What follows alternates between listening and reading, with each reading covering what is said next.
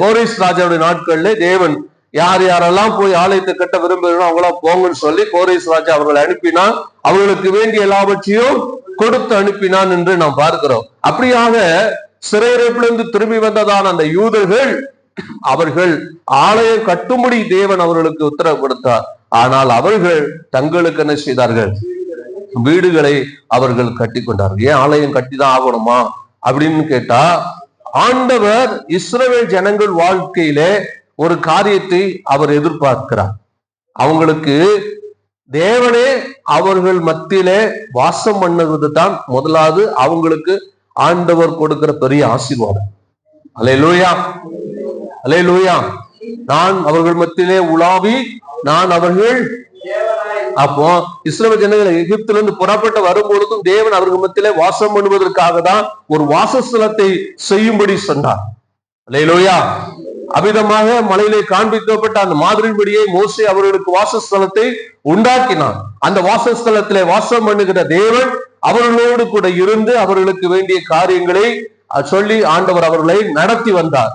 அதற்கு பிற்பாடு சாலமோன் நாட்களிலே ஆலயம் கட்ட போன பொழுதும் ஆண்டவர் சொன்னார், வானம் எனக்கு சிங்காசனம், பூமி எனக்கு பாடுபடி, எனக்கு எதுக்கு ஆலயம் என்று சொன்ன ஆண்டவர் சொல்லுகிறார், நீ விரும்பினபடினாலே நான் என்றென்றைக்கும் வாசம் பண்ணும்படி இந்த வாசஸ்தலத்தை என்ன செய்தேன்? தெரிந்து கொண்டேன் என்று சொல்லி ஆண்டவர் அந்த இடத்தை தேவன் தம்முடைய வாசஸ்தலமாக தெரிந்து கொண்டிருந்தார். அல்லேலூயா. ஆனாலும் இஸ்ரவேல் ஜனங்கள் பாவம் செய்ததுனாலே, தேவனை விட்டு தூரம் போனதுனாலே ஆண்டவர் அவர்களை அந்நிய தேசத்துக்கு பாபிலோன் சிறையிருப்புக்கு ஆண்டவர் ஒப்பு கொடுத்திருந்தாலும் திரும்ப அவர்கள் வந்த பொழுது, அந்த பாபிலோன் சிறையிருப்பு திரும்பி வந்த பொழுது முத அவர்களை சொன்னது ஆண்டவர் சொன்ன காரியம், எனக்கு என்ன செய்ய? ஆலயத்தில். ஏன்னா அவர்கள் மத்திய அவர் முதலாவது வாசம் பண்ணணும். அல்லேலூயா. நம்முடைய வாழ்க்கையில தேவன் வாசம் பண்ணுவதற்கு தேவனுக்கு நாம் முதலிடம் கொடுத்தாலே போதும், நம்ம வாழ்க்கையில பல காரியங்கள் நாண்டில நடக்கும். எத்தனை விசுவாசிங்க? அவர் உங்களுக்கு முன்னால போகணும், அவர் உங்க முன்னணியில போகணும்னா முதலாவது அவருக்கு முதலிடம் கொடுங்க. அல்லேலூயா. மத்தேயு சுவிசேஷம் 6ஆம் அதிகாரம் 33ஆம் வசனத்துல வாசிங்க. 6:33.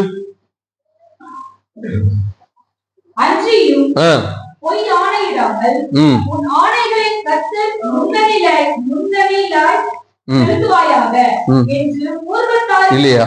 மத்தேயு 6:33. முதலாவது அப்படின்னு என்ன அர்த்தம்? முதலாவதுன்னா ஃபர்ஸ்ட். அதுதான் ஃபர்ஸ்ட். முதலாவது நம்முடைய வாழ்க்கையில இருக்க வேண்டியது என்னதுன்னா தேவனுடைய ராஜ்யமும் அவருடைய நீதி. அல்லேலூயா. நீங்க இதுக்கு முந்தின ஆண்டு எப்படிப்பட்ட நிலையில இருந்தீங்களோ தெரியாது. இந்த ஆண்டில நான் சொல்றேன், முதலாவது தேவனுக்கு முதலிடம் கொடுங்க. தனிப்பட்ட வாழ்க்கையில முதலாவது தேவனை தேடுங்க. அதே போல சபை கூடுகையை விட்டு விடாது.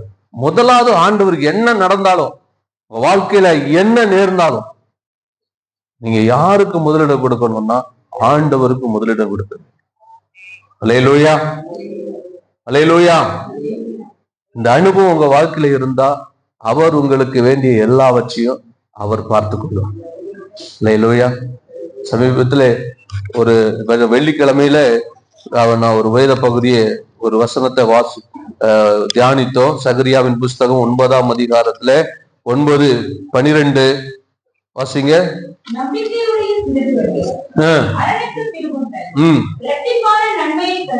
நம்பிக்கையுடைய சிறைகளே எங்க திரும்புங்க? அரணுக்கு திரும்புங்க. யூத ஜனங்கள் 70 ஆண்டுகள் பாபிலோன்ல இருந்தாங்க. அன்றைக்கு பாபிலோன் என்பது ஒரு பெரிய சாம்ராஜ்யம், ஒரு வல்லரசு நாடு. அன்றைக்கு அவர்களுக்குள்ள வலிமை வாய்ந்த ராணுவம் இருந்தது, நல்ல பாதுகாப்பு இருந்துச்சு. ஆனா இஸ்ரவேல் தேசம் அங்கே இருக்கிற மதில்கள் எல்லாம் நிர்மூலமாக இருக்கின்றது, மண்மேடா இருந்துச்சு. அங்கே வலிமை வாய்ந்த ராணுவம் கிடையாது. ஆனா ஆண்டவர் சொல்றாரு, இந்த இஸ்ரவேல் தேசம் அங்கே வலிமை வாய்ந்த ராணுவம் இல்லாவிட்டாலும், பாதுகாப்பான பட்டணம் இல்லாவிட்டாலும், நீங்க அரணுக்கு திரும்புங்க. அரண் என்பது அங்கே தேவன் தான் அவர்களுக்கு பாதுகாப்பு. அல்லேலூயா, அல்லேலூயா. தேவன் தான் அவர்களுக்கு. சங்கீதம் 91 மோசே சொல்லுகிறான், உன்னதமானவருடைய மறைவில் இருக்கிறவன் அவனுக்கு என்னென்ன பாதுகாப்பு இருக்குன்னு சங்கீதம் 91 சொல்லியிருக்கு. இன்னைக்கு உங்க வாழ்க்கையில சிலருக்கு பாதுகாப்பு என்னன்னா, ஏதாவது நம்ம இன்வெஸ்ட்மெண்ட் பண்ணி வச்சிருப்போம். அந்த பணம் நம்ம சந்ததியார நம்முடைய தாய் தகப்பன் நமக்கு சம்பாதித்து வைத்த ஆஸ்தி இருக்கும். இதுதான் நிறைய பாதுகாப்பா நினைக்கிறீங்க. இன்னைக்கு அந்த எகிப்துல பாபிலோன்ல 70 வருஷம் இருந்த அந்த யூதர்கள் அநேகர் பாபிலோன் அவங்களுக்கு போதுமான எல்லா காரியங்களும் இருந்துச்சு, நல்ல வலிமை வாய்ந்த இராணுவம் இருந்துச்சு. அதனாலேயே அநேகர் அங்கே இருக்க விரும்பினாங்க. இதுவரைக்கும் நம்ம வாழ்க்கையில பல காரியங்கள் நமக்கு போதுமான அளவு இருக்கிறது, நமக்கு தேவையான எல்லா பாதுகாப்பும் இருக்கிறது என்பதனாலே நாம் அதிலே தங்க நினைக்கிறோம். ஆனா நமக்கு பாதுகாப்பு தேவன் ஒருவர் தான், தேவ சமூகம் ஒருவர் தான். உங்க தாய் தகப்ப, உங்க பெற்றோர் எல்லாரும் உங்களுக்கு இருந்தாலும், பணம் இருந்தாலும், ஆஸ்தி இருந்தாலும், பெற்ற பிள்ளைகள் இருந்தாலும், உங்களுக்கு பாதுகாப்பு யாரு? இன்னொரு காரியத்தை நான் சொல்ல விரும்புறேன். பாபிலோன் சாம்ராஜ்யம் இன்னைக்கு கிடையாது, விழுந்து போச்சு. இருக்கா? ஆனா இஸ்ரவேல் தேசம் இன்னைக்கு இருக்கு. ஏன்னா இஸ்ரவேலின் தேவன் அங்கே இருக்கிறார். நமக்கு இருக்கிற எல்லா பாதுகாப்பும் ஒரு நாள் விழுந்து போகும். அல்லேலூயா. என்றைக்கும் அழியாத தேவனுடைய பாதுகாப்பு தான் நமக்கு தேவை. அதுதான் நமக்கு அரண். அல்லேலூயா. அந்த அரணுக்கு நாம் திரும்ப வேண்டும். அல்லேலூயா. நமக்கு நல்ல திறமைகள், நாம கஷ்டப்பட்டு சம்பாதிக்கிற ஓரளவுக்கு நம்ம சம்பாதித்து, நம்முடைய பணத்தை நம்முடைய பலத்தினாலே சம்பாதித்து நாம் பல காரியங்களை செஞ்சிருக்கலாம், தவறு கிடையாது. ஆனா அதுதான் பாதுகாப்பு என்று அதிலே ஓடிக்கொண்டிருக்க கூடாது.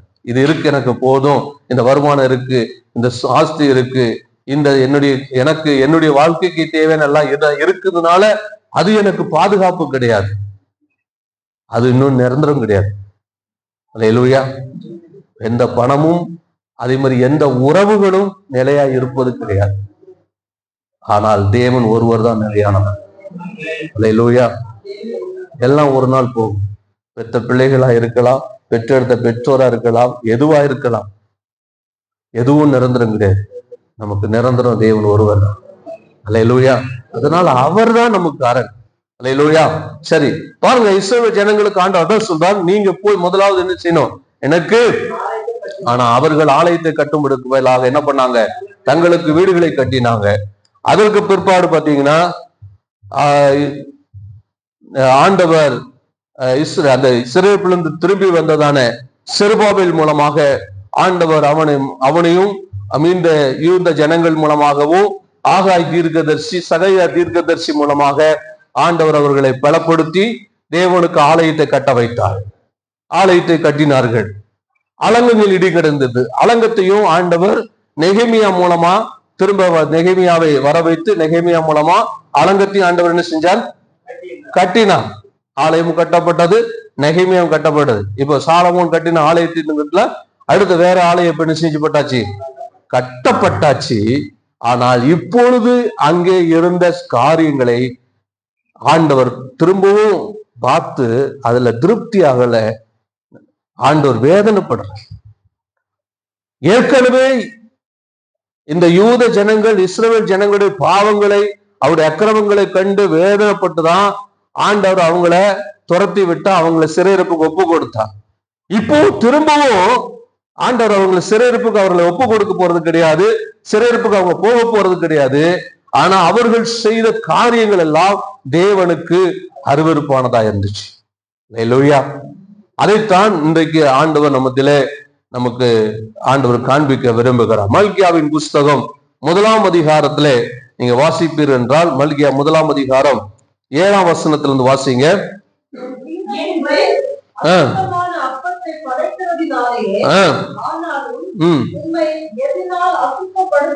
6ஆம் வசனத்திலிருந்து வாசிங்க. குமாரன் தன் பிதாவையும்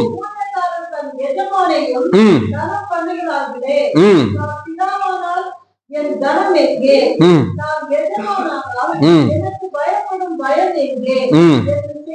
கர்த்தர் தமது நாமத்தை அசட்டை பண்ணுகிற ஆசாரியர்களாகிய ம் உங்களை கேட்கிறார். ம் அதற்கு நீங்கள் ம் உமது நாமத்தை எதிராலே அர்ப்பத்தை பண்ணினோம் என்கிறீர்கள். ம் என் பீடத்தின் மேல் அசுத்தமான அர்ப்பத்தை படைத்ததினாலேயே ம் ஆனாலும் ம் உம்மை எதிராலே அசுத்தப்படுத்தினோம் என்கிறீர்கள். ம் கர்த்தருடைய பந்தி ம் என்னவென்று போயிட்டது ம் நீங்கள் சொல்லுகிறதினாலேயே ம் நீங்கள் தன் ஊனமானதை பலியிட கொண்டு வந்தாலும் அது பொல்லாப்பல்ல. கொல்லாப்பல்ல. நீங்கள் தானூனமானதையும் ம் ரசம் பிடிப்பதையும் ம். கொண்டு வந்தாலும் ம் அது பொல்லாப்பல்ல ம். என்கிறீர்களே. ம் அதை நீ ம் உன் அதிபதிக்கு செலுத்து. அதிபதிக்கு செலுத்து.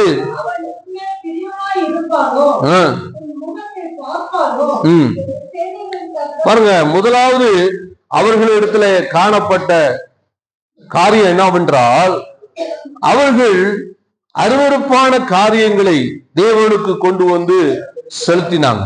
எப்படி பலி செலுத்தணும், என்னென்ன காரியங்கள்னு ஏற்கனவே ஆண்டவர் அவர்களுக்கு சொல்லி கொடுத்திருக்கிறார். எதை செலுத்தணும், எப்படி செலுத்தணும் வாசிங்க. ஒரு சில வசனங்கள் மாத்திரம் வாசிக்கலாம். லேவியராகவும் 21ஆம் அதிகாரம் 17ஆம் வசனம் வாசிங்க. லேவியராகவும் 21:17. நீ ஆரோனோரிடம் சொல்ல வேண்டியதாவது என்னவென்றால், உன் சந்ததியாருக்குள்ளே ஆ அங்கவீனமுள்ளவன் ஆ தலைமுறை தோறும் ம் தேவனுடைய அற்பத்தை ம் பாருங்க, ஆசாரியனா இருக்கிறவன் குறைவுள்ளவனா இருக்கக்கூடாது. அங்கவீனமா உள்ளவன் குறைவுப்பட்டவனா இருக்கக்கூடாது. அவன் வந்து என்ன செய்யக்கூடாது, பலி செலுத்தக்கூடாது, அப்பத்தை செலுத்தக்கூடாது, பலி செலுத்தக்கூடாது. அடுத்தது அதே லேவியராகமம் 22:22 வாசிங்க. 22:22. ம் ம் ம் ம் ம் அப்புறம் கர்த்தருக்கு செலுத்தக்கூடிய பலிகள் எப்படிப்பட்ட இருக்கக்கூடாது, குருடு, நெரிசல், முடம், கலலை, சொறி, புண், இப்படிப்பட்ட பழுதுள்ளவைகளை செலுத்தக்கூடாது. போதும். அடுத்தது லேவியராகமம் 24:5. அன்றியும் ம் நீ மெல்லிய மாவை எடுத்து ம் அதை 12 அப்பங்களாக சுடுவாயாக. ம் ஒவ்வொரு அப்பமும் ம் மரக்காலிலே 2 பங்கு மாவினால் செய்யப்பட வேண்டும். பாருங்க, இதுல அந்த அப்பம் எப்படி செய்யணும், யார் செய்யணும். அப்போ வந்து மெல்லிய மாவு எடுத்து எவ்வளவு மாவு எடுக்கணும், எவ்வளவு மாவு எடுத்து செய்யணும், எத்தனை மாவு செய்யணும். மரக்காலிலே 2 பங்கு மாவுல செய்யணுமா, அது 12 அப்பமா செய்யணுமா, அதுவும் 12 கோத்திரங்கள் தான் செய்யணும். நீ போய் கடையில புறஜாதிகிட்ட வாங்கிட்டு வரக்கூடாது. எப்படி செய்யணுங்கிறத ஆண்டவர் தெளிவா சொல்லி இருக்கிறார். எதை செய்யணும், எப்படி செய்யணும். ஆனா இப்போ சிறையிருப்புல இருந்து வந்தவர்கள் அதெல்லாம் மறந்துட்டாங்க, அதெல்லாம் விட்டுட்டாங்க. இப்போ அவங்க என்ன பண்றாங்க அப்படின்னு சொன்னா, அவங்க எதா முடியுமோ, எதை செய்ய அவங்களுக்கு செய்யணும் மனசுல தோணுதோ, முடியும் சொல்வதை காட்டிலும் மனதில என்ன தோணுதோ அதையே செய்து கொண்டு இருந்தாங்க. அதைத்தான் சொல்லுகிறார். இத பாத்தீங்கன்னா, நீங்க கண் ஊனமானதை பலியிட கொண்டு வந்தாலும் அது பொல்லாப்பல்ல. கால் ஊனமானதை நசல் பிடித்ததை கொண்டு வந்தாலும், இங்க சொல்லியிருக்கா லேவியராகமங்களை வாசிக்கும் போது, கண் குருடு, நெரிசல் எல்லாம் செய்யக்கூடாது, படைக்க கூடாது. ஆனா இவர்கள் என்ன பண்றாங்க, அசுத்தமானது என்னது, தேவன் சொன்னதை காட்டிலும் சொன்னதை செய்யாதபடிக்கு அவங்க என்ன பண்ணாங்க, தம் மனசுல என்ன தோணுது, அவங்க மனசுல என்ன தோணுதோ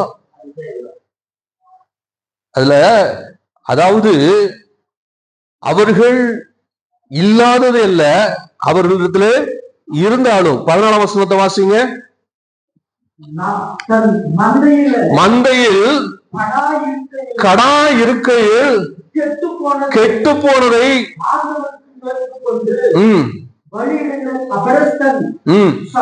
பாருங்களேன். ஆண்டவர் எதில் நம்மள, அதாவது மனிதன முகத்தை பார்க்கிறார். தேவன் என்ன பண்றாரு, நீ வந்து இல்லாததுனால நீ இதை செய்தனா பரவாயில்லப்பா, நீ கடா இருக்கையில நீ கெட்டு போனது கொடுக்குறிய, ஒரு ராஜாட்ட நீ போய் கொடுப்பியா? நீ ராஜாவுக்கு முன்னால போய் கெட்டு போனதை கொண்டு போய் கொடுக்க போனா அவன் ஏற்றுக்கொள்வானா? உன்னை பார்த்து சந்தோஷப்படுவானா? என்ன பண்ணுவான்? உன் தலை சிறைச்சேதம், தலை போயிடும், சிறைச்சேதம் பண்ணுவான். ஆனா நீ தேவனை அசட்டை பண்ற அப்படிங்கிறார் ஆண்டவர். எவ்வளவு என்ன கொடுக்கிறோம் இல்ல, என்ன மனநிலையில கொடுக்கிறோம், எப்படிப்பட்ட மனநிலையில கொடுக்கிறோம். அப்போஸ்தலர் 5ஆம் அதிகாரத்துல நீங்க வாசித்து பாத்தீங்கன்னா, அனனியா சப்ரல குறித்து சொல்லும் பொழுது அவர்கள் தன்னுடைய காணியாட்சி எல்லாம் வித்து கொண்டு அப்போஸ்தலர் பாதங்கள்ல எல்லாரும் வைக்கும் போது அவங்களும் வித்துட்டு வந்து ஒரு பகுதி எடுத்து கொண்டு வந்து, ஏன் தப்பா?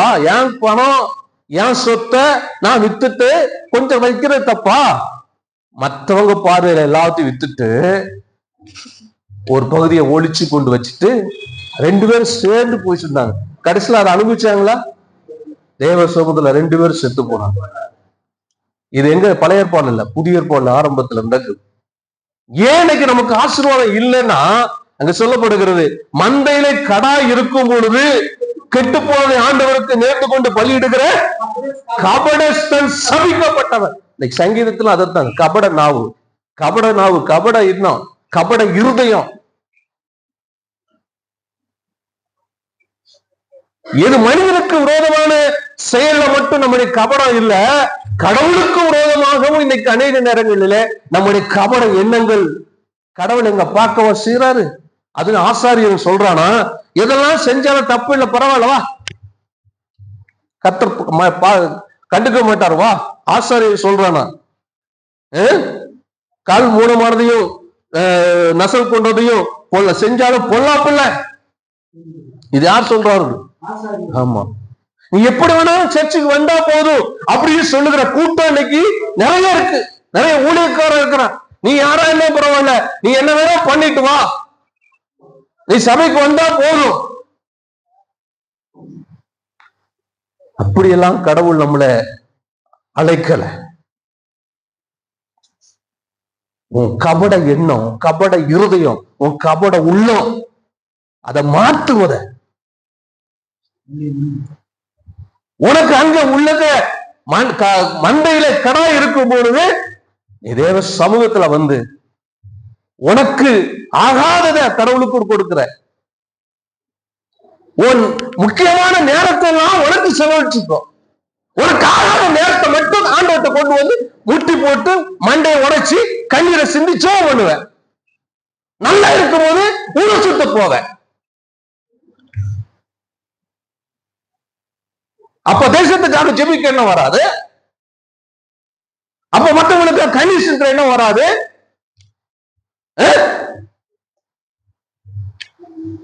நல்ல பலனை கொடுத்திருக்கும் போது என்ன பண்ண, எங்க போற?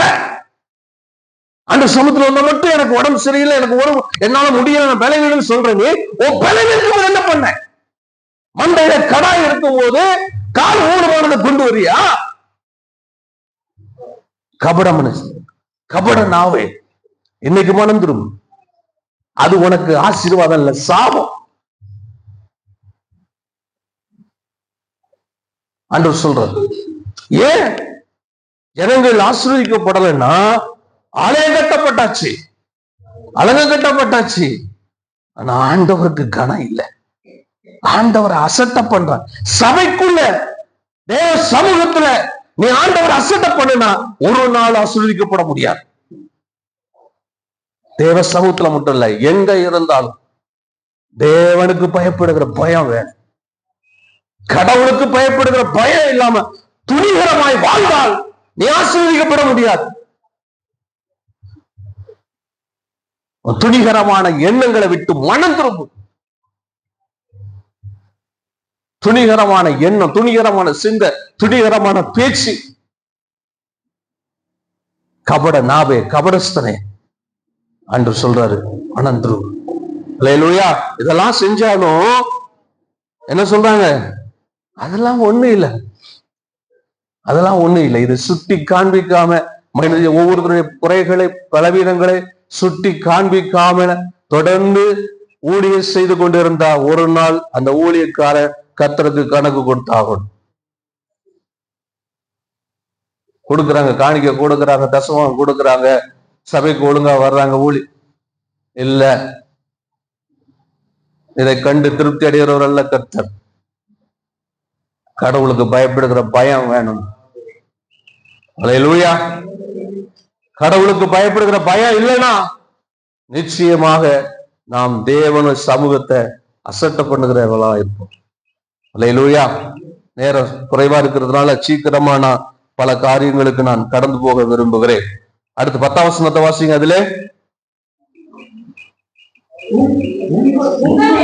உங்களில் எவன் கூலி இல்லாமல் கூட்டுவான், என் பலிபீடத்தின் மேல் அக்கினியை கூலி இல்லாமல் கொளுத்தவும்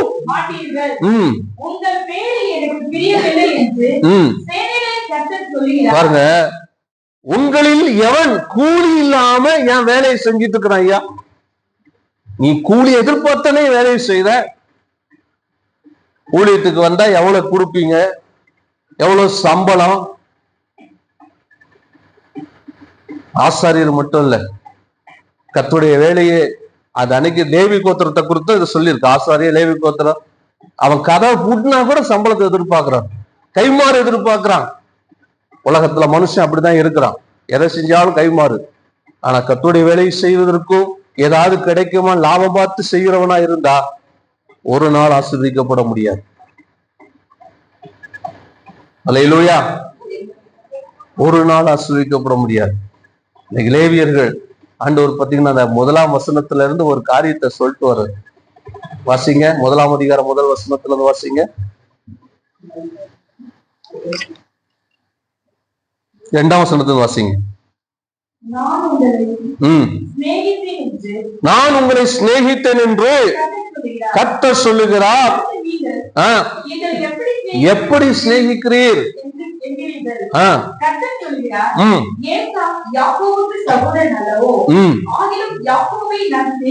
சிநேகித்தேன்.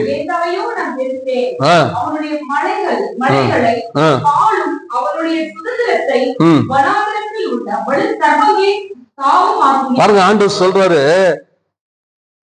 ஆபிரகாமுக்கு எத்தனை பிள்ளைங்க? ஆபிரகாமுக்கு ஈசாக்கு, வாக்குத்தத்தத்தின் பிள்ளை ஒருத்தன் ஈசாக்கு. ஈசாக்குக்கு 2 பேர். யாரு? யாக்கோபு. எனக்கு ஆண்டவர் 2 பிள்ளைகளை தந்திருக்கிறார். ஒன்னை அவர் ஏற்றுக்கொண்டு ஒன்னை வெறுத்தா எனக்கு எப்படி இருக்கும்? கொஞ்சம் அப்படியே யோசிச்சு பாருங்களேன். நம்ம அப்படிதான் இருக்கிறோம். அதனாலதான் நம்மள பொல்லாதவர்கள் என்று சொல்றாரு. ஒன்ன நேசிப்போம், ஒன்ன வெறுப்போம். ஆனா ஆண்டவர் அப்படி இருந்தா எப்படி இருந்திருக்கும்? அப்படி இருந்தா எப்படி இருந்திருக்கும்? அந்த சொல்லாரு, ஏசாவை வெறுத்தேன், அவன் தாபரத்தை அவனுக்கு அவன் குடியிருக்கிற அந்த மலைகளை பாழு வனாந்திரமாக்குனேன். அது மட்டும் இல்ல, அவன் கட்டினாலும் இடிப்பேங்கிறாரு. அவன் கட்டுவான், நான் இடிப்பேன். ஆனா ஏசா அப்படி இல்லை, யாக்கோபு அப்படி இல்லை. நான் அவனை சிநேகித்தேன். நான் அவனை யோசித்து பாருங்களேன். உங்களையும் உங்களை போல இருக்கிற இன்னொரு கம்பேர் பண்ணி பாருங்க. நாம எவ்வளவோ தவறு பண்ணிருந்தோம், இன்னும் ஆண்டவர் ஜீவனோட வச்சிருக்கிறாரு. இதே இதுல சொல்றாரு 3ஆம் அதிகாரத்துலயா, 3ஆம் அதிகாரம் 6ஆம் வசனம் வாசிங்க. நான் கர்த்தர், மாறாதவர். நீ ஏன் நிர்மூலமாக தெரியுமா? நான் கர்த்தர், நான் மாறாதவர். ஆபிரகாமுக்கு வாக்குத்தத்தம் பண்ணினதை, ஈசாக்கு யாக்கோபுக்கு வாக்குத்தத்தம் பண்ணினதை நான் நிறைவேற்றுகிறவனா இருக்கிறேன். நீ இப்படிதான் செய்யறதுனால நான் உன்னை போல மாறிட்டு ஏன்டா எடுத்து செய்யணும்னு நினைச்சிருந்தா நீ அன்னைக்கே காலி. நீ நிர்மூலமாக அதற்கு காரணம் நான் கர்த்தர், நான் மாறாதவன். அல்லேலூயா. நீ நல்லவனா இருக்கிறதுனால அல்ல, இவ்வளவு பொல்லாப்பு செய்தும் நான் கர்த்தர் என்பதனால், நான் மாறாதவனா இருக்கிறதுனால தான் நீ நிர்மூலமாகல. நாம் நிர்மூலமாகாதனால மற்றவங்களை வேற கம்பேர் பண்ணி பார்த்துட்டு நம்ம என்னமோ பெரிய அப்படியே என்ன சொல்றது, வானத்துல இருந்து குதிச்ச மாதிரி நினைக்கிறோம்.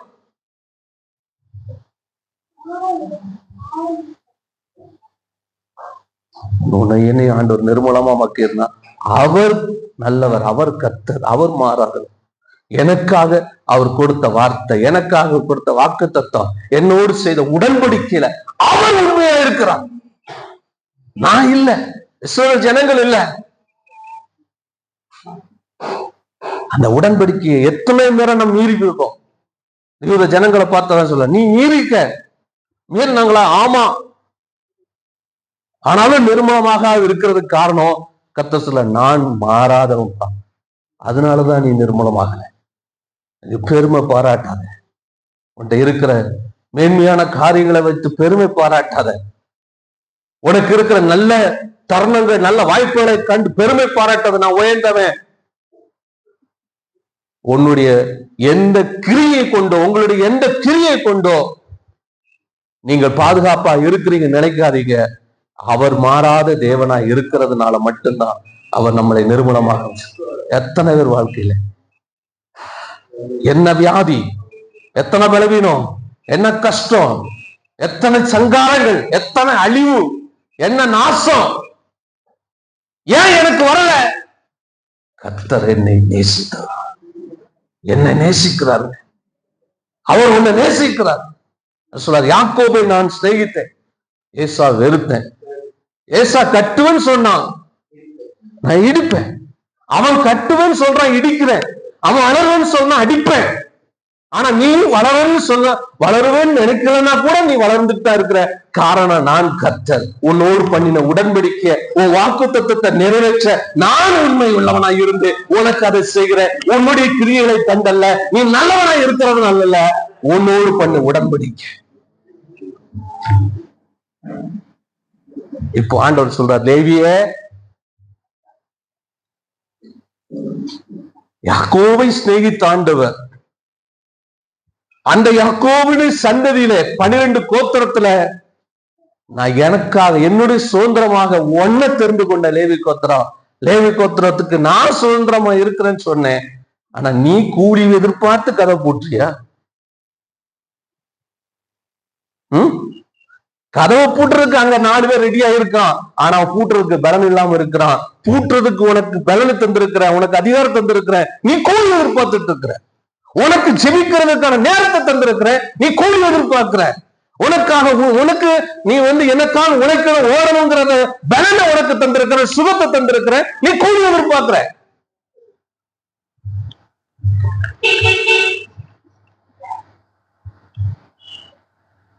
செய்கிற வேலைக்கு கூலி வேணுமா? செய்வதற்கு பலனை யார் கொடுத்தா? நேரத்தை யார் கொடுத்தா? நல்ல தருணங்களை யார் கொடுத்தா? எத்தனை பேர் அதை நினைச்சு பாக்குறான், செய்யும் நினைக்கிறான், முடியல, அவன் கீழே விழுந்து கிடக்கான்.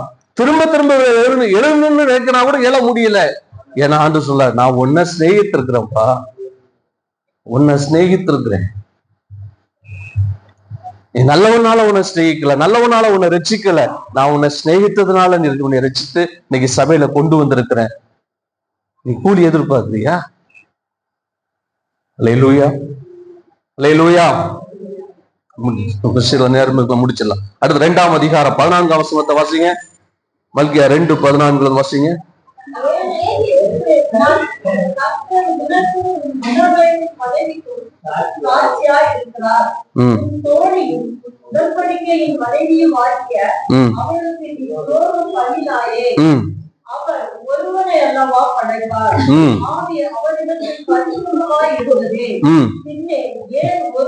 பாருங்க, 2வது இந்த ஆசாரியர்களை குறித்து சொல்லணும்.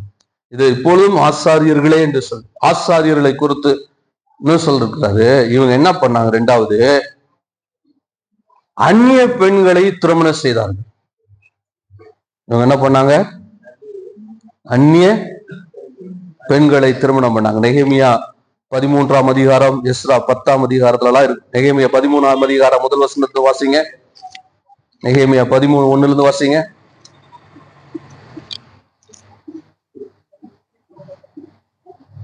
சீக்கிரம். நெகேமியா 13ஆம் அதிகாரம். அன்றைய தினம் ஜனங்கள் கேட்க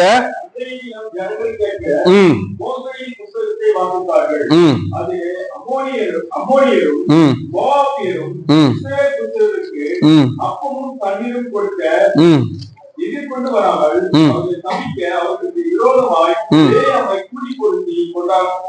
கூலி பொருந்து கொண்டபடினால் அவர்கள் எங்கென்றைக்கும் ஆ. பாவத்தை ஆசீர்வாதமாக இருப்பின ம். எங்கள் தேவனுடைய சபை உட்பட ம். ஆகாது என்று ம். எழுதியிருக்கிறதாக காணப்பட்டது. பாருங்க, போதும். இந்த அதிகாரத்தில் உள்ளதை நான் சுருக்கமா சொல்றேன். அதாவது ஆண்டவர் புறஜாதியான ஜனங்களை, அந்நிய பெண்களை திருமணம் செய்யக்கூடாது என்று சொன்னார். ஆனா அவங்கள என்ன செஞ்சாங்களா? முக்கியமா யார் பண்ணனா, அதுல 13:4 வாசிங்கன்னா, 4 வாசிங்க. ஆ. இதற்கு முன்னே எங்கள் ம். தேவனுடைய ஆலயத்தின் அறைகளை ம். விசாரிக்க வைக்கப்பட்ட விசாரிக்க வைக்கப்பட்ட ஆசாரியனாகிய எலியாசிப், தொபியாவோடு இந்த தொபியா தான் அலங்கம் கட்டும் போது நெகேமியாவுக்கு எதிராக செயல்பட்டவன். இப்போ இந்த ஆசாரியன் தொபியாவோட சம்பந்தம் கலந்து தொபியாவுக்கு ஆலயத்துல ஒரு ரூம் ரெடி பண்ணி கொடுத்துட்டான், வீடாக்கி கொடுத்துட்டான். பண்டைய சாலையை வந்து பொருட்களை வைக்க வேண்டிய இடத்துல பண்டைய பொருட்கள் எல்லாம் காலி பண்ணிட்டு இவனுக்கு வீட்டை கொடுத்துட்டான். இது அநேகருக்கும் இடரெல்லாம் இருந்துச்சு. அதனாலதான் பண்டக சாலைக்கு வர வேண்டிய பொருளுக்கு வரல. இதனால ஆசாரிய ஊழியர் செய்கிற ஆசாரியர்கள் ஊழியத்தில் அவங்களுக்கு பலன் கிடைக்காம அவங்க வேலைகளுக்கு போயிட்டாங்க. தேவனுடைய ஆலயம் எண்ணப்படாமல் போச்சு, அந்நிய ஜனத்தோடு கலந்துட்டான். பாருங்களேன், அதுல முக்காலத்துல காணிக்க எல்லாம் கொண்டு வர வேண்டிய அந்த பெரிய அடைப்புல என்ன பண்ணாங்கன்னா, இந்த தொபியாவுக்கு ஆயத்தம் பண்ணி அலங்கம் கட்டும் போது அவ்வளவு எதிர்ப்பு தொபியாவுக்கு என்ன செஞ்சான்? ஒரு அறை வீட்டை ரெடி பண்ணி கொடுத்துட்டான். யாரு? ஆசாரியனு. அந்நிய பெண்களோடு அந்நிய ஜனங்களை என்ன செய்தான பாருங்களேன். அதாவது ஜனங்கள் காணிக்க கொண்டு வரல, ரைட்டு, ஓகே, பண்டசாலைக்கு வர வேண்டிய வரல. அதனால இவன் புத்தி எங்க போகுது பாருங்க. இவனை தொபியாவை கைக்குள்ள போட்டா நம்ம கொஞ்சம் அப்படியே நம்ம மட்டும் லைஃப் போயிடும், செட்டில் ஆயிடும். அதுக்காக தொபியாவோட சம்பந்தம் கலந்துட்டோம். இவன் இருந்தா பிரச்சனை இல்லாம நமக்கு எல்லாம் நடக்கும். இந்த ஆள் இருந்தா அப்படின்னு சொல்லி என்ன செஞ்சாங்க? அவன் அதே மாதிரி எஸ்ரா 10ஆம் அதிகாரத்தை வாசிங்கன்னா, அங்க எஸ்ரா வந்து லிஸ்டே போட்டு கொடுத்துட்டாரு, யார் யாரெல்லாம் இந்த மாதிரி பண்ணான்னு சொல்லிட்டு எஸ்ரா லிஸ்டே போட்டார்.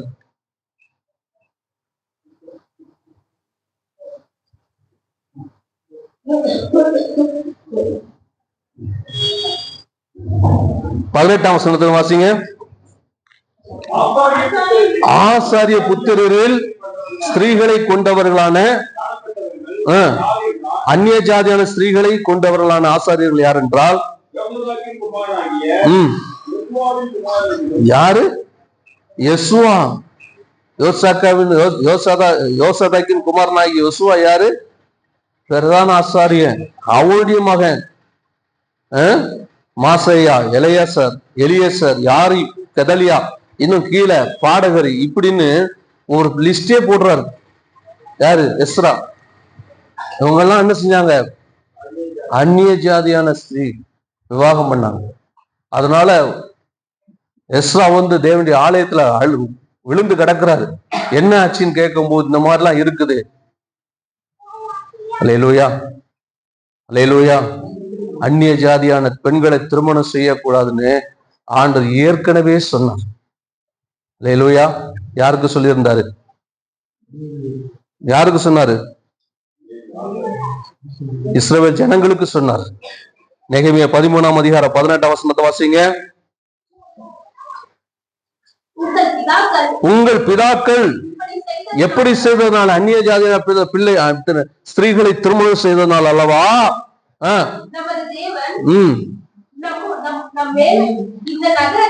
நகரத்தின் மேலும் பாருங்க. அல்லேலூயா, அல்லேலூயா. அந்நிய ஜாதியான பெண்களை திருமணம் செய்து அதன் மூலம் அவங்க என்ன சொல்றாங்கன்னா, அதாவது அவர்கள் யூத பெண்களை ஃபர்ஸ்ட் திருமணம் செஞ்சிருந்தாங்க, அவங்கள டைவர்ஸ் பண்ணிட்டு அந்நிய ஜாதியான பெண்களை திருமணம் செஞ்சுட்டாங்க. அதுக்கப்புறம் அது தப்பு இல்லை, அது தப்பு இல்லை. ஏன்னா சந்ததி பெருகுமா, தப்பு இல்லையா? சந்ததி பெருகும்ல. ஏன்னா சிறைப்பில் போய் நிறைய ஆட்கள்லாம் செத்து போயிட்டாங்க, இப்ப சந்ததி பெருகும்ல, தப்பு இல்லையா? அது ஆண்டவர் சொன்னாரு, மல்கியால சொல்றாரு, அவர் படைக்கும் போது திரளான ஆவி இருக்க ஒருவனை படைத்தார் அல்லவா, ஏன் ஒருவனை படைத்தார்? பக்தி உள்ள சந்ததி பெருமடிக்கு. சந்ததி பெருக நினைச்சேன்னா அன்னைக்கே திரளான ஆட்களை படைச்சிருக்கலாம்ப்பா. சந்ததி முக்கியம் இல்ல, பக்தி உள்ள சந்ததி தான் முக்கியம்.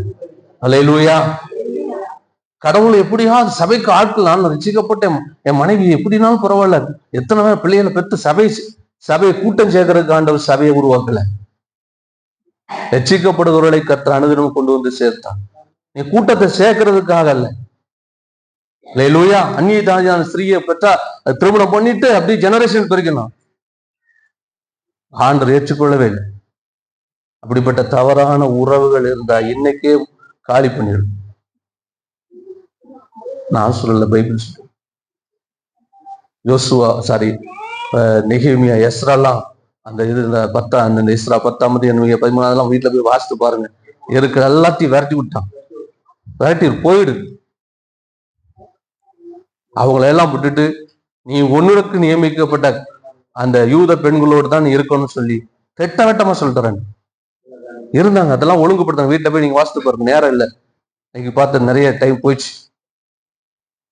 அல்லேலூயா, அல்லேலூயா. ஆண்டவர் இந்த நாள்ல நம்மளை மிகவும் கடுமையா ஆண்டவர் எச்சரிக்கிறார். அல்லேலூயா. சிலது அந்நிய எப்படினாலும் திருமண வாழ்க்கையில் நான் போயிட்டு அதுக்கப்புறம் மாத்திக்கிறேன். நீ மாத்திக்கிறதெல்லாம் ரெண்டாவது, நீ மாறி பெறக்கூடாது, நீ மாறி பெறக்கூடாது. அதாவது 2 கொரிந்தியர் 6ஆம் அதிகாரம் 14ஆம் வசனம் வாசிங்க. 2 கொரிந்தியர் 6:14.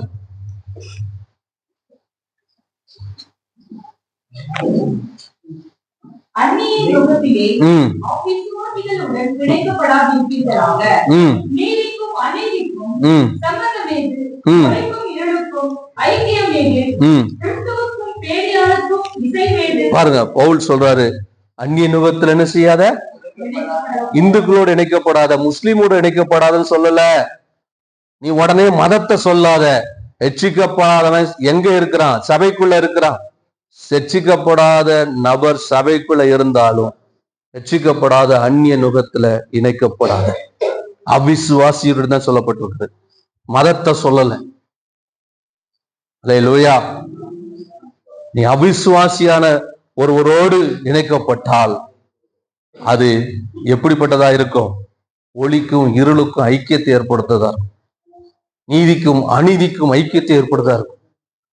அல்லேலூயா. இப்போ வாசிங்க, நெகேமியா 13:1 வாசிங்க.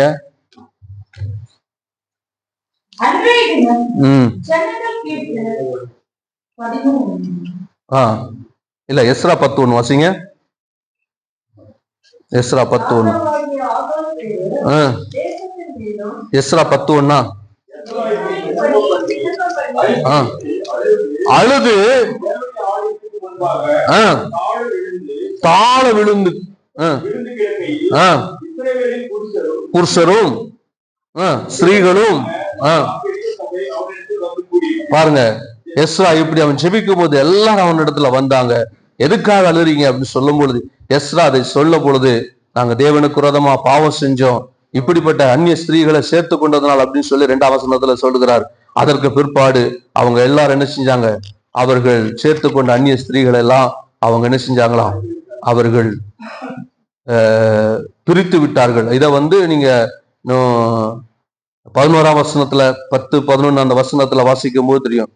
இப்பொழுதும் நீங்கள் உங்கள் பிதாக்களின் தேவனாகிய கர்த்தரிடத்தில் அறிக்கையிட்டு அவருடைய பிரியத்தின்படியே செய்து தேசத்தின் ஜனங்களையும் மறுஜாதியான ஸ்திரீகளை விட்டு விலகுங்கள் அப்படின்னு சொல்லி அன்றைக்கு யார் யாரெல்லாம் லிஸ்ட் எடுத்து என்ன செஞ்சாங்களாம்?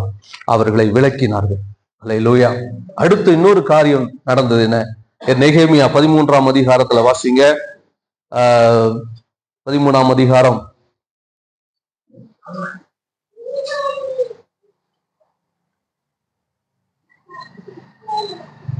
13 15ஆம் வசனத்தை வாசிங்க.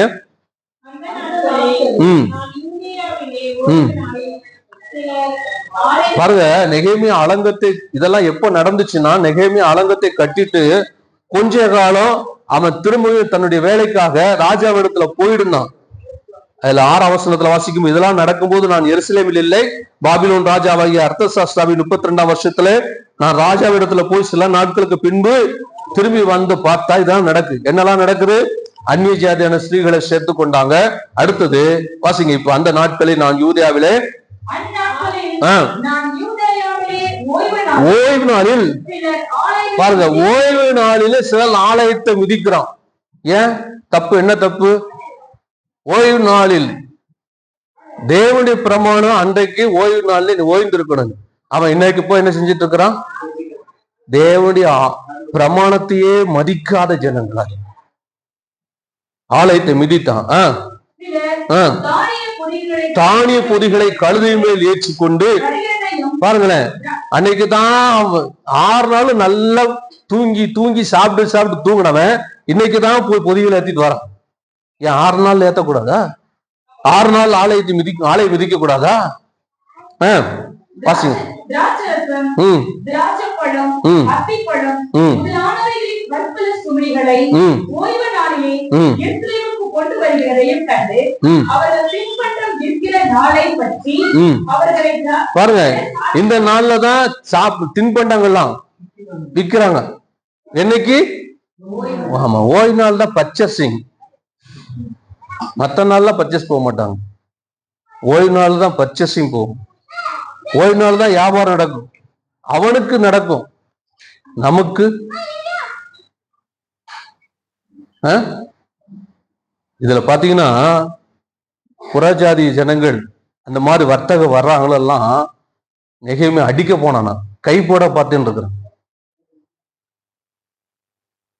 நெகேமியா என்ன செஞ்சானா?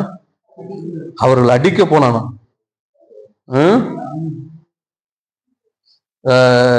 25ஆம் வசனத்தை வாசிங்க. அவர்களையும் ம் நான் கடித்துக் கொண்டு ம் அவர்கள் மேல் வரும் சாபத்தை கூறி ம். அவர்கள் சிலரை அடித்து ம் மயிரை வீழ்த்து ம் நீங்கள் உங்கள் குமாரத்திகளை அவர்கள் குமாரருக்கு கொடாமலும் ம் அவர்கள் குமாரத்திகளில் ஒருவரையும் உங்கள் குமாரர் ஆகிலும் ம் உங்களுக்கு ஆகிலும் கொள்ளாமலும் இருக்க வேண்டும் என்று அவர்களை தேவன் மேல் ஆணையிட பண்ணி பாருங்க, நான் போதும். அவர்களை இது வந்து அந்நிய ஸ்திரீகளை விற்கிற காரியத்துல, ஓய்வு நாள் காரியத்துல அதே மாதிரி அவருக்கு மேல கைப்பட பார்த்தார் அப்படின்னு சொல்லி ஒரு வசனம் இருக்குது. பாருங்களேன், அதாவது தேவனுடைய பிரமாணத்தை மீறக்கூடாது. ஓய்வு நாள் இன்னைக்கு வந்து சனிக்கிழமை ஞாயிற்றுக்கிழமை அப்படிலாம் இல்லை. இன்னைக்கு நமக்கு எல்லாம் வாரத்துல ஒரு நாள் நமக்கு விடுமுறை நாள். முதலாவது ஆண்டவருக்கு முதலிடம் கொடுக்கணும். இந்த நாள்ல தான் பல காரியங்களை முக்கியத்துவம் வைக்கிறீங்க. ஏன் நம்ம வாழ்க்கையில் ஆசீர்வாதம் இல்லாததுக்கு காரணமே அதுதான். இன்னைக்கு இந்த ஆண்டுல ஒரு தீர்மானம் எடுத்துடும். இன்னைக்கு ஒரு தீர்மானம் எடுக்கும். 1000 வருமானம் வந்தாலும் ஓய்வு நாள் வாரத்துல ஒரு நாள் ஆண்டவருக்குன்னு கொடுங்க. உங்களுக்கு ஓய்வு எடுத்துக்கோங்க. அதே நேரத்துல தேவ சமூகத்துக்கு சண்டே ஆனா எந்த ப்ரோக்ராம் வைக்காது. அன்னைக்கு ஒரு பாஸ்டர் சொல்றாரு, சண்டே ஆனா வீட்டுல அன்னைக்குதான் நல்ல காரியம் கெட்ட காரியம் வச்சுட்டு இருக்கோம். இது உங்க சுயநலத்துக்காக வைக்கிறது. எதெல்லாம் பாதிக்கும்? மற்றவங்களை பாதிக்கும், சபை கூடுகை பாதிக்கும். உங்களுக்கு அன்னைக்கு பிரயோஜனமா இருக்கும், ஆனா சபை கூடுகையை பாதிக்கும், மற்றவங்க வருகையை பாதிக்கும். இதுக்கெல்லாம் நீங்க கணக்கு கொடுக்கணும் ஆண்டவருக்கு. ஆண்டவருக்கு நீங்க கணக்கு கொடுக்கணும். அல்லேலூயா. சபை கூடுகை அன்னைக்கு ஓய்வு நாள் அவங்க அன்னைக்கு புறஜாதி எல்லாம் வந்து வாசல்ல கொண்டு வந்து காத்திருந்தாங்களாம். இவன் கதை பூட்டிட்டான். நெகேமியா வாசலகரம் போடான்னு அடிச்சு வரட்டிட்டான். இனி இந்த பக்கமே வரக்கூடாது. உனக்கு இதான் நாள் கிடைக்குதா? அவனுக்கு இதான் நேரம் கிடைக்குதா? எந்த நேரத்தை பயன்படுத்துறோம்? தேவனுக்குள்ள நேரத்தை உங்களுக்கு பயன்படுத்துறீங்களா? உங்களுக்கு ஆண்டவர் கொடுக்கிற நேரத்தை நீ உங்க பயன்படுத்திக்கோங்களா? அதை பத்தி கேட்கலையே ஆண்டவரு. 6 நாள் உங்களுக்கு பயன்படுத்திக்கோங்களா? அதை பத்தி கேட்கலையே ஆண்டவரு. அந்த நாள்லதான் உங்களுக்கு வருமானம் இருக்கா? அந்த நாள்லதான் உங்களுக்கு எல்லாமே கிடைக்குதா? நன்மை நடக்குதா? நீங்க அதை கொடுத்து பாருங்க. அதை விட்டுருங்க. உங்களுக்குள்ள அதை பயன்படுத்துங்க. கர்த்தருக்கு மேலான ஆசீர்வாதத்தை கர்த்தர் நாடுல தருவார். ஏன் ஆசீர்வாதம் இல்லாததுக்கு காரணம் அதுதான். தேவனுக்குள்ள நேரம், தேவனுக்குள்ள நாள் இதுல நம்ம கை வச்சுட்டே பழகிட்டு இருக்கோம். அல்லேலூயா. நீங்க அந்த வீட்டுல போய் இதெல்லாம் வாசித்து பாருங்க, என்ன நடந்ததுன்னா சொல்லி அதுல போட்டிருக்கும். அந்த 21ஆம் வசனத்தை அந்த வாசிங்களா, 19ஆம் வசனத்துல வாசிங்க. எஸ்ராவா நெகேமியா 13ஆம் அதிகாரம்.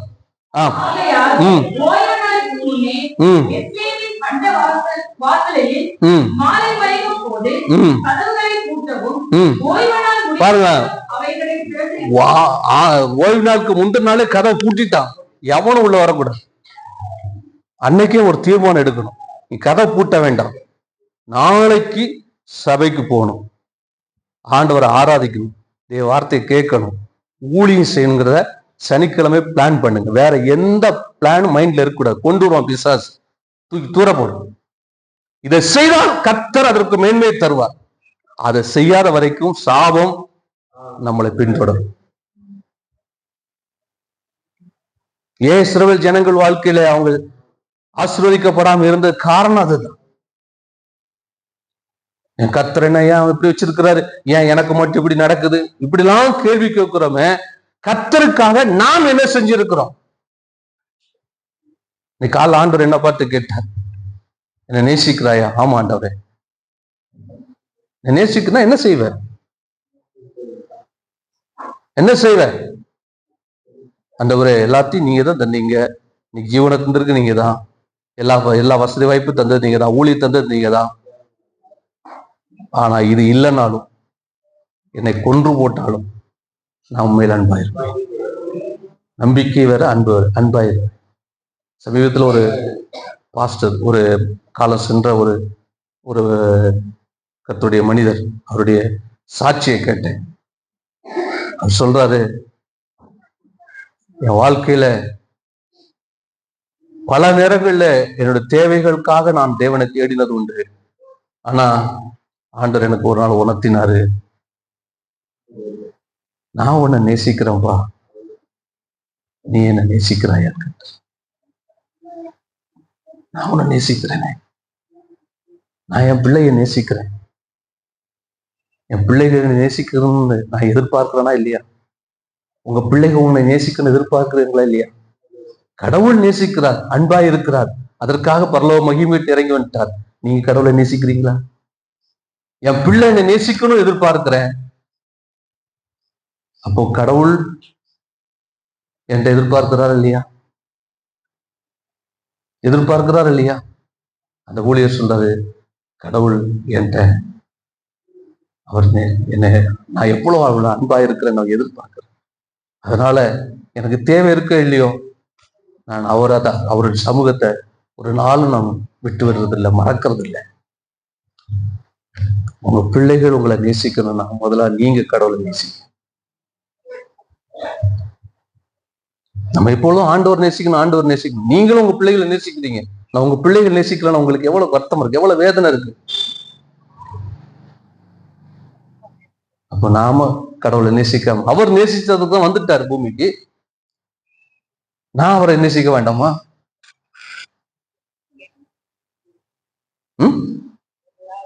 அவருக்கு முதலிடம் கொடு. லோயா, ஒரு தீர்மானம் எடுங்க. இன்னைக்கு காலையில முதல் நேரம் அவருக்கு தான், வாரத்துல ஒரு நாள் அவருக்கு தான். இதுல நான் ஒரு நாளும் சமரசமே கிடையாது. லூயா, இன்னும் நிறைய விஷயங்கள் சொல்ல வாஞ்சித்தாலும் சொல்வதற்கு நேரம் இல்லை. ஒரே ஒரு காரியத்தை சொல்லி முடிக்க விரும்புகிறேன். அடுத்து மல்கியா புஸ்தகத்துல, அது 3ஆம் அதிகாரம், மல்கியா 3ஆம் அதிகாரத்துல 7ஆம் வசனத்தின் வாசிங்க.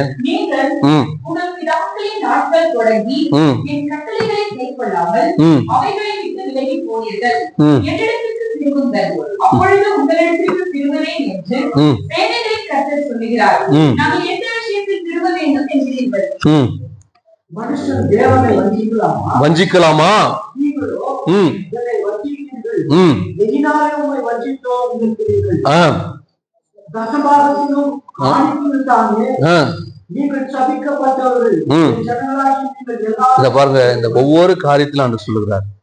மறுஜாதியான பெண்களை திருமணம் செய்ததில்ல, ஓய்வு நாள் காரியங்கள், இதுல எல்லாத்துலயும் ஆண்டு திரும்ப திரும்ப சொல்றார், இதனால நீங்க சபிக்கப்பட்டவர். ஏன் இன்னைக்கு ஆசீர்வாதம் இல்லாம நம்ம இருக்கிறோம்னா, அடுத்த முக்கியமான காரணம் ஆண்டவரை வஞ்சிக்கிற காரியம். அதுல என்னன்னா அது சொல்லுறார், தசமம் காணிக்கையிலும் என்னை வஞ்சித்தீர்களே. 10வது வசனத்துல இந்த ஆலயம் என் ஆலயத்தில் ஆ ஆகாரம் உண்டாயிருக்கும்படி ம் தசம பாகங்களை எல்லாம் ம் பண்டசாலையிலே கொண்டு வாருங்கள். கொண்டு வாருங்கள்.